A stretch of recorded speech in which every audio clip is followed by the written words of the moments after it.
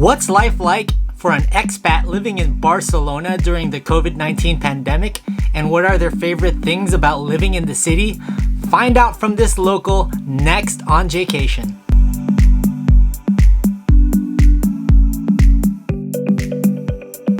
What's up, Jaycationers? Welcome to the very first video of the Barcelona chat series. Since I am not able to go to Barcelona at the moment and people in America are actually not allowed to fly around to very many places outside of the US, I decided to bring Barcelona to you and to talk to the people of Barcelona. And today we are going to be speaking to an expat living in Barcelona for the last 4 years. His name is Adrian Molina. He has actually been on the channel before. We've done a food tour on his tour company, Ion Food Tours. So we're gonna talk to him about what life is like during the COVID-19 pandemic in Barcelona and talk about his favorite things about Barcelona and other places to go and see. So I know a lot of my viewers come to my channel for Barcelona content, and since I'm not able to be there right now, I think this is the next best way, is to do these interviews with people that are actually living in Barcelona, get a little bit of their insights about living through this weird time in history, and also talk about their favorite things about the city, and maybe you guys would come up with a couple more ideas of where to go and what to do when we are finally allowed to get back to Barcelona. Now, if you have any questions or comments about Barcelona or any suggestions about who to interview during this Barcelona chat series, please let me know in the comment section below. Also, hit that like button, subscribe, and hit the notification bell if you haven't yet. I got plenty more Barcelona content and San Diego content to come as well. If you want to support me even further, please check out my Patreon page where I offer exclusive content, certain polls that will guide me through what type of content you guys want to see on my channel. And also for the month of August, if you sign up for the $5 tier or up, I will be sending you a personalized postcard all the way from San Diego, California. Hey, what's up, Jaycationers? JJ Manicus here with Jaycation, and I am here with our guest. We're doing our first ever Barcelona interviews, and I'm here with Adrian Molina of Ion Food Tours. How you doing, man? Pretty good. How you doing, Jay? I'm doing great, man. Thanks for being the first ever Barcelona interview. I feel very proud and honored to be your first guy. We've been looking for ways to incorporate Barcelona back into my channel, but I can't fly out to Barcelona right now, so this is the best way to kind of bring Barcelona back is talking to somebody there. Yeah, it's a shame that people from the United States can't come to Europe right now due to obvious circumstances here. So yeah, we miss you guys. So hopefully you guys get it all under control and you can come back, grab your passport, and head on over to Spain and come and visit us and the rest of Europe. It's beautiful weather right now. So before we get into the questions, you want to talk about yourself a little bit and what you do in Barcelona and Sure. And all that? Well, I'm originally from Southern California, and I've been living in Barcelona for I've been missing and been living here in Barcelona for 4 years, and I've lived all over the world, and this is probably one of my most favorite places I've ever lived. Climate is very similar, maybe just a little hotter than San Diego, but it's a nice temperate climate. It doesn't get too cold. It doesn't get too hot for the most part. And when it does get hot, it's very brief. It's a fantastic, I used to live on the East Coast, so, no shoveling snow, so you can't go wrong. And being in Barcelona, we're such close proximity to Europe. So a lot of people use it as a hub when they fly in from the States, because there's a lot of direct flights from a lot of major cities. They fly into Barcelona. And because of the other flights are very inexpensive to travel through to Rome, Paris, London, and any of the smaller little venues of Europe. And it's a great place just to kind of go back from as well. So nice. And you run a tour company there called Ion Food Tours. You want to talk a little bit about your tour company? We like to take who doesn't love food? And for me, every time I go to a place and visit, I always associate it with food because it's, for me, fish tacos in San Diego would be one of them. Southern California In-N-Out burgers, So it's usually the first things I do is to get my comfort food, as it were, when I land at LAX. So for me, I think of Munich. I think of the Wonderful food, the pretzels, the bratwurst, and so food for me is a big connection. So we try to convey that in our tour. We have a few tours. We have an evening tour called Sip, Sights, and Bites. And we take people around through 3 little neighborhoods, the most historic part of the city. And we talk a little bit about history, as well as combine the history of the food of that's what's really typical here in Catalonia, as well as we touch base on some other food that we have also in Spain. So we kind of educate places, our clients and our customers, to where to go after the fact and where to eat. Because, being a well-traveled city, a lot of visitors come here, so there's a lot of tourist traps. So we try to make sure that they avoid that, getting overcharged and having a really bad meal. So we give them a nice list and kind of point them in the right direction so they can go and enjoy the rest of their stay, and also what things to see. Yeah, and I actually got the pleasure of going on one of those tours on one of my videos in the past. What was it, like 2 years ago? It was about 2 years ago. I think it was like 2 summers ago. Yeah. Yeah, it was. Time goes by fast. And it's amazing that I didn't cross paths with you while I was actually living there from 2016 to 2018. Yeah. It's it's a pretty big city, especially with the expat community. Yeah. I haven't lately though, the American Society, but I'm actually going to go to their next function because I got to sign up for voter registration so I can do my mail-in ballot. So. Oh, nice. Yeah, we gotta get people out to vote. Make sure get the vote out. Yeah. Expats get out to vote. Yep. Just go out and vote. Just make it happen. Yeah. So let's get on to our first question here. I think I have this. Okay. What was your experience in Barcelona during the lockdown? Lockdown. Here it happened right in mid-March. We finished doing one of our morning tours, which we have another tour that I didn't mention, but and then the next day they basically said no, you've got to stay home, and they were talking about it. They didn't make it official, so obviously people went to the supermarkets and kind of stocked up, and then they gave us word that they let us know that the things that will be open will be markets, farmacias, so pharmacies, and tobacco shops, believe it or not. Tobacco shops, yeah. Tobacco shops. And so, so we didn't have a mass. Well, there was actually one day where there was a bit of a shortage of meat and stuff for the very first day. But we didn't have that crazy shortage of toilet paper. I don't know what happened with that in the United States. I don't. It's crazy, man. It was nuts. Yeah. And everybody just kind of settled in thinking it was going to be brief. We figured, okay, it's going to be 2 weeks, and then, we'll go back, and that's how they handled it. And then the 2 weeks turned into a month, and then the month turned into 6 weeks, and almost 3 months later. And everybody pretty much with respect understood what was going on. And so everybody obeyed by the rules. You wear your mask. You weren't allowed you could only go within 1 kilometer of your home. If you were caught, I've heard that people were getting fines up to 600 euros. Wow. And so, people were getting stopped. A few of my friends were stopped, but they were actually have permits because they were doing business, and so they dodged that bullet. But they were getting stopped, and so everybody pretty much just stayed in. Everybody started baking, doing things that nobody had time to do.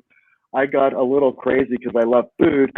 So I was cooking a storm up because, after you kind of get into the vibe of like, okay, we're here for a while, you get to do things that you hadn't done. So we cleaned closets and stuff that you always tell yourself, oh, I'll get to it, when I have time. Well, we had time. And so we cooked, we ate, we gained weight. My wife, she lost weight. I don't know how she did it. So she lost weight. So I'm really fortunate with that. And then about 3 months after we were in, actually about 8 to 10 weeks out into it, they started allowing us to, as the spike went down, they allowed us to go out and exercise in the morning. And so people were under 60 years old and above 18 were allowed to go out and exercise from 6 a.m. to 10 a.m. And everybody with respected those times, because after that, the elderly folks, people from 60 and above, would go out because they were the most susceptible to the disease. And so the kids were not allowed to interact with the people. So it was just basically retired people allowed to go out from between those 2 hours from 10 to noon. And then the kids were allowed to come out after that. But I think it was one child. I don't have kids, so I'm not really sure. But I think they were allowed to come out with one parent at a time, kind of thing. Get them out. Oh, and you were allowed to go out and walk your dog. That was another thing you were allowed. Awesome. So there was a spike apparently of people having purchased all the dogs in the city because they wanted an excuse. Hopefully, they fell in love with the puppies and now they're a member of the family. So I yeah, mean, it must have felt nice to get out right when that happened and you were able to exercise, right? Well, spring was just barely coming into its, spring or mid-March. And, we are fortunate. We have a big terrace. And so the confinement wasn't so bad. We were able to do exercises. So that was kind of a benefit. But you could only see things from downstairs. And we would stock up and we would stay indoors for 10, 12 days and then go get some more food. So we weren't going out like every other day that you kind of could. But my wife wanted to eliminate the amount of contact possible. Yeah, so we kind of kept it to a minimum. And you could see the trees are starting to get green. And then finally, after, every 2 weeks, you start to see, wow, it's beautiful. It's starting to get green. And so it's a big shock, and to get out was just like, oh my gosh, it was like, yeah, it's hard to describe. Did you have calçots during this time? Because I know calçots are really popular. I did. I was fortunate. I grilled some up in my home, and I've mastered the romesco sauce. And yes, oh my God, it's so good. I got it down to to the T. But we did go to a place in the San Antonio area, which is an old family restaurant. And they had them because I wanted to show a friend of mine. He's actually from Los Angeles, and he's actually still here. He's been using the COVID as an excuse just to stay here. I know. I know some people that are over there. I took him there, and we had the croissants, and he loved them. It was his first time. So let's move on to our next question. How has the people of Barcelona handled the resurgence in the COVID cases the last few weeks? It's to be expected. You knew it wasn't going to stay where it is, just because once you start lowering your guard down a little bit, luckily we have a lot of terraces. We call them terrazas or cafes. So you're outside, so you don't have to stay inside, which I have always preferred because it's a great spot to people watch. Everybody's kind of handled it differently. Again, we are limited in our exposure. I love going to the beach. We went to the beach. I actually went to the beach on the 4th of July with some friends, American friends. And that was the first time I went to the beach to actually lay out this season, which I normally go every Sunday. But even though you do social distance, it is still, it's in the back of your mind, and it's, I don't want to catch it after being stuck inside for 3 months and then, lower my guard and then I get it and then I'm stuck and then God forbid something really bad should happen after that. And so, we're walking around with a little bit more cautious, And I have a question about the terrazas. Now, there's usually a extra charge to sit out in the terrazas, but since indoor places are limited, do they waive the charges over in Barcelona? They do it. In the city, it's actually allowed. So if you have a permit to have a terraza afuera, outside, let's say you're allowed to have 2 tables outside by your permit. They've allowed these businesses to expand to double it. So you have 2, you can have 4 now. If you have 6, you can have, if you've got the space, you can do, up to 12. So there's definitely a nice influx to it. Everybody's just anxious, everybody's tired of cooking at home. Yeah, it's the same here. Like we like doing outdoor dining, and that's all that's allowed right now here in San Diego. So I've been going to all the taco spots, eating out in their patios and socially distancing from people. How do you envision Ion Food Tours to operate as more tourists begin to re-enter Barcelona? Well, a lot of restaurants have been affected. So since I'm in the food tourism business, we officially started beginning of the month in July. We had a lot of bookings that were starting to be booked in May, and then the news came out. Yeah, we're actually under construction right now for the website, and that's Nice. why it's missing a thing. So we're actually moving servers today. So and we go to restaurants, and it's been effective. So we just started, and a lot of cancellations happened again because the Americans are not allowed to come to Europe. So that's kind of a drag what's happened with the food tour business. So tourism, because Americans account for a lot of tourism dollars to Europe, and so with them not being allowed to go out and travel, still affects it. But now that Europe is starting to come, our biggest time that people travel here in Europe is August. Everybody takes their vacations. Everybody Yeah. gets a month off here. So prices have gone up. Actually, I'm helping a friend of mine move day after tomorrow, and the car rental prices are crazy. I went and rented a car they were averaging around 150 euros a day for, a Wow. car this big. Luckily, I found a place at the train station in Sans, and so I found one for like 30 euros. But it's, the season is coming up. So yeah. I heard in Europe that rent-a-cars automatics are more expensive than manuals. They are, because almost 90% of the productions, if it's a luxury car, it comes automatically with an automatic, just like a Mercedes or an Audi or something like that. But for the most part, most people enjoy driving stick. It's just kind of it's in their DNA. And so now that fuel efficiency isn't that big of a deal these days, because they've got it down to where an automatic operates just as efficient as a standard. But everybody's just so used to driving a stick, so which is completely the opposite in the United States. So yeah, it's I enjoy it. I love driving a stick. I feel more connected to the car. Yeah, I wish I could say the same, but I've tried to drive stick, and it's just hasn't happened for me, man. Hasn't Well, happened. you might have to call up the extra bucks to do your automatic.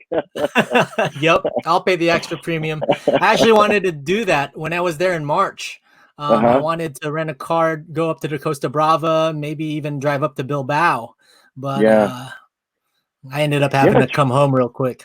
Yeah, that's right. Because we were gonna connect, and all this happened, and yeah, we had a lot of family members coming. As a matter of fact, today my mother-in-law and father-in-law were due to arrive today in Barcelona. We saw the reminder, and we were all kind of sad, like, oh, bummer, because they were going to spend two months in Europe, and they're from Barcelona, as I mentioned. People use it as a hub, so they were going to stay here for a few days and then go to Greece and stay in Greece for 3 weeks, and then go to Rome, and then finish out the trip here in Barcelona at the end as it's cooling down just a little bit. And my mother was due to come back, my cousins, all that just went down away. the drain. Yep. Down the drain, man. Yeah. Well, hopefully next year me and you can sit down in a terraza somewhere and there you go. Reminisce about this time in life. 2020. The 2020 experience. All right, next thing. Best thing about living in Barcelona? Ooh. The culture, the architecture, the food, obviously, and its proximity to Europe. I mean, 2 hours, you're pretty much anywhere in Europe. So those are the great things. The weather, all of that. It's very little violent crime here in Spain. So you don't have to worry about somebody, shooting you for pocket change or anything like that, or violent crimes whatsoever. So it's a different mindset here, which is nice.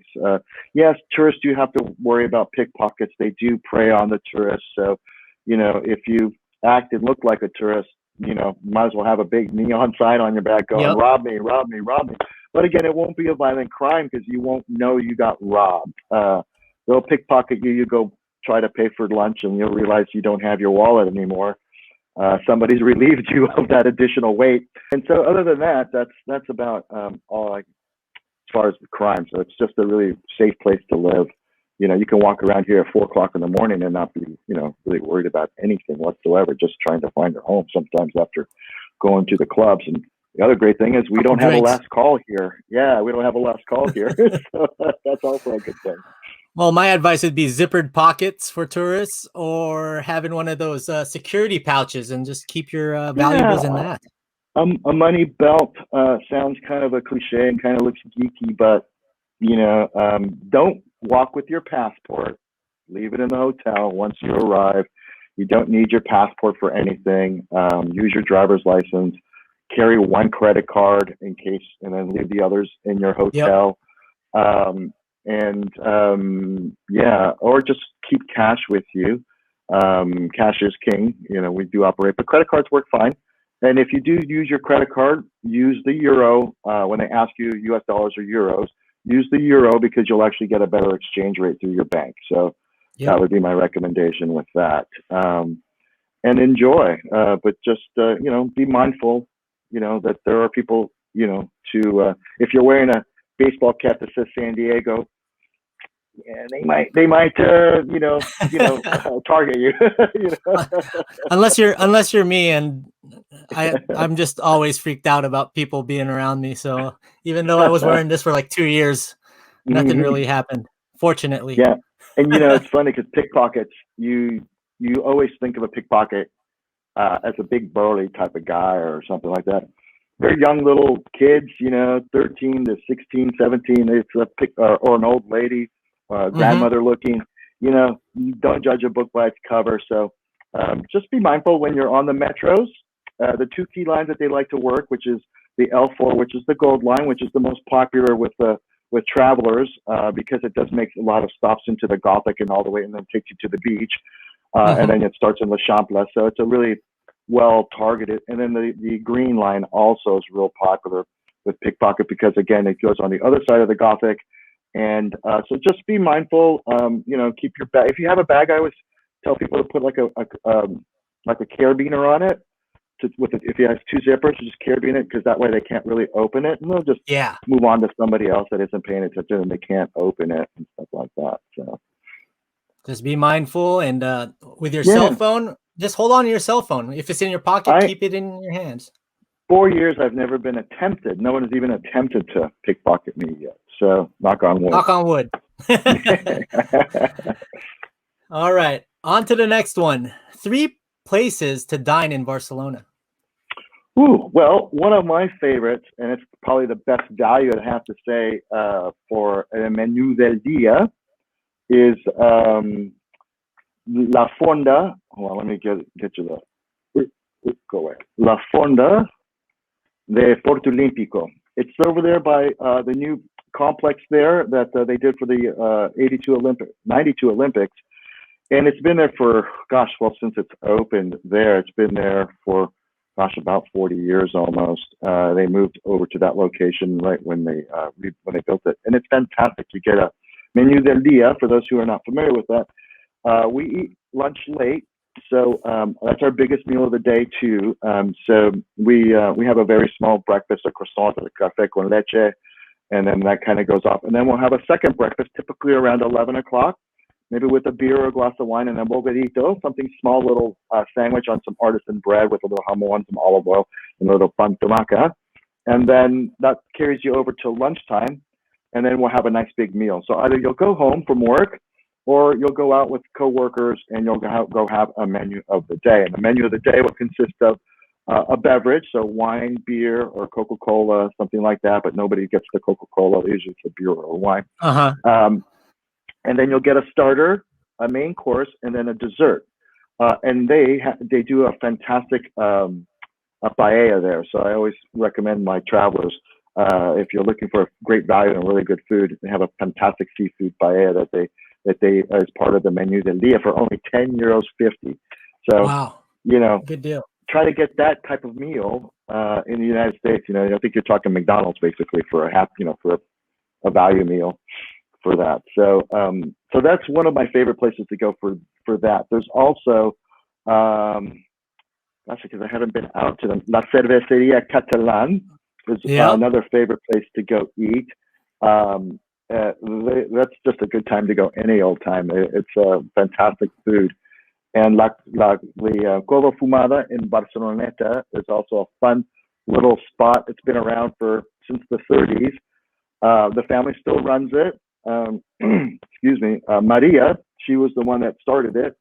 And it's the home of the bomba, which is this traditional it's a croqueta filled with something meat or ground pork, and then it's with kind of like a mashed potato base inside, and then they roll it in a breaded, kind of like like breading, and then they fry it, and then they put something spicy and aioli on top. So the bomba, it kind of explodes your mouth because it's kind of spicy. Well, it's spicy for them. Anybody from the United States, it's not very spicy. It's a tickle. But I'm salivating over that. Food. Yeah, the bombas are delicious. And so they invented it there back in the 30s, and she did it to do her part for the Civil War. And so she donated the money from the proceeds from that to help fight the Franco forces. And so the bomba just started from there, from Barcelona. Wow. That's a great place to go. I'm going to have to go there on the next trip. That's on my list. Yeah. Now we're gonna wrap this up. One more question for you, and then we'll plug Ion Food Tours one more time. And what do you miss most about living in the U.S.? The food, the easy food that I miss sometimes. So I can't just go to a barbecue place and get my mac and cheese. So or a really good barbecue. So my In-N-Out burgers would be one of them as well. When I land at LAX, that's the first thing I actually do eat is an In-N-Out burger, double with cheese and grilled onions. Ooh, yeah. And then I cruise over to the Mexican food side. So the food trucks. Yeah, man. So I miss food. East Coast. I spent a lot of time on the East Coast, so good pizza. Good hot dogs. Food is what I probably miss the most about the United States. Anything else? No, there's really not much more that I miss about the United States. Yeah, no, it's just food, really, quite honestly. Programming, we don't watch much TV here anyway, so we're a nightlife, so I don't miss any programming or anything like that. So, yeah, no, food. Food. Hey, that's a great answer there for you. So, Adrian, Ion Food Tours. Now, when we do start opening up in Barcelona, where can people find you? I'll put it up here. We'll find us on the web, ionfoodtours.com. We're also on every platform out there. So the Airbnbs, TripAdvisor, Get Your Guides, Travelocity. I mean, you name it. We're out there. We can definitely be found. And we have 3 tours that we're currently operating right now. We're starting 2 other different tours this season. A sailing tour, as well as having a lunch afterwards. We're having a paella lunch after the fact. So, yeah. Awesome. So, ionfoodtours.com, and on Instagram, you guys also have an Instagram. Yes, we have Instagram, Facebook, and Twitter. All right. Well, Adrian, thanks for your time, and hopefully when we're back in Barcelona, we'll get to see you and everybody that's watching. Yeah, definitely. All right, take care. Adios. Take care. Bye, Jay. Stay safe. So that was Adrian Molina of Ion Food Tours. Once again, go check them out on ionfoodtours.com. Really appreciate your time today. And if you guys have any questions or comments about this video, please comment below. Please subscribe and hit that notification bell so you get updates on my newest content in San Diego and in Barcelona. And also check out my Patreon page where I have exclusive content. And once again, if you join in the month of August on a $5 tier and up, I will be sending you a personalized postcard as a thank you. We'll see you guys in the next video, Jaycationers. Adios.